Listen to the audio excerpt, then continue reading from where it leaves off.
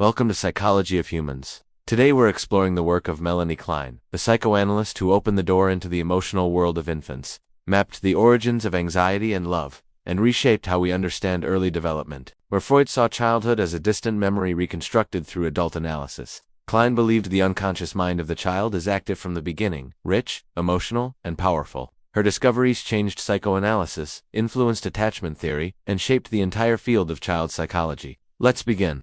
A new lens on childhood. Melanie Klein was born in Vienna in 1882. Her path into psychoanalysis was unconventional. She wasn't formally trained as a doctor. Instead, she began through her own analysis and curiosity about her children, where others studied adults. Klein turned directly to children, and she saw something surprising. Children had emotional worlds that were symbolic, complex, filled with fantasy, shaped by love, fear, and conflict. Freud believed children reveal their unconscious through dreams and slips of speech. Klein discovered they reveal it through play. She pioneered play therapy, now a global standard, to access a child's internal world, the way adults access theirs through free association.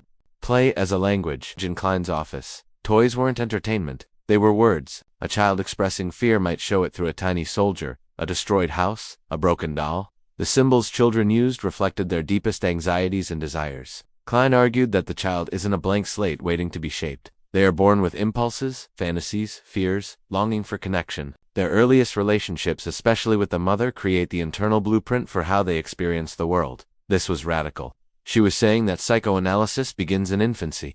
Object relations. The inner map. Klein helped create what became known as object relations theory, one of the most influential movements in modern psychology. In this framework, the word object doesn't mean a physical thing. It means a person or part of a person, especially the mother or primary caregiver. The infant internalizes experiences with the caregiver, moments of comfort, frustration, hunger, soothing, and these become mental representations. Instead of seeing relationships as something adults form consciously, Klein said, relationships are internal structures first, external dynamics second. Your emotional world is shaped by how your earliest needs were met or not met. The infant mind, paranoid, schizoid, and depressive positions. Klein studied the earliest stages of emotional life. She described two developmental positions that infants move through, and that adults can return to during stress or trauma. 1. The paranoid schizoid position. In the first months of life, infants experience the world in extremes, good versus bad, comfort versus pain. When the baby is fed and held, the caregiver is good. When hungry or distressed, the caregiver is bad. Klein believed this split isn't conscious, it's emotional survival.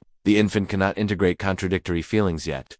2. The depressive position. As development continues, the infant begins to understand that the good and bad parent are the same person. This creates guilt, empathy, love, complexity. The child realizes their anger can hurt the same person they love.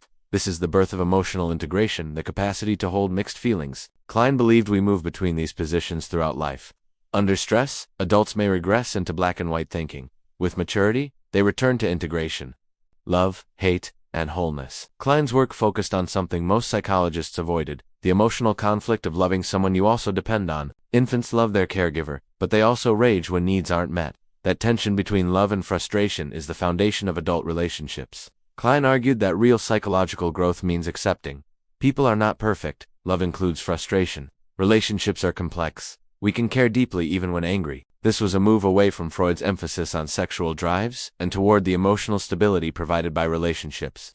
Challenging the old guard. Klein's ideas clashed openly with Sigmund Freud's daughter, Anna Freud, who helped lead the London psychoanalytic community. Their debate, known as the controversial discussions, shaped the future of psychoanalysis. Anna Freud focused on ego development and observed children's behavior externally. Klein focused on inner fantasy, symbolism, and emotional states. Their clash wasn't personal, it was theoretical. It represented two different visions of how the mind develops. Klein's influence spread globally. Entire schools of thought, from object relations to attachment theory, owe a direct debt to her work. A legacy of understanding. Klein taught us that children are not empty containers, they are emotional beings from the beginning. She reframed neurosis as a conflict in early relationships, not just a battle of instinct and repression. Her work opened the door for Bowlby's attachment theory, Winnicott's good enough parent, Jungian development psychology, modern play therapy, trauma-informed approaches to childhood. Today, every therapist who works with children stands on her shoulders. Why Melanie Klein matters. Klein didn't just study children, she gave them a voice. She revealed that the inner world isn't born in adolescence or adulthood, it begins in the earliest months of life. Her message is transformative. To understand the adult, we must understand the child within them. Thanks for watching. Please like and subscribe.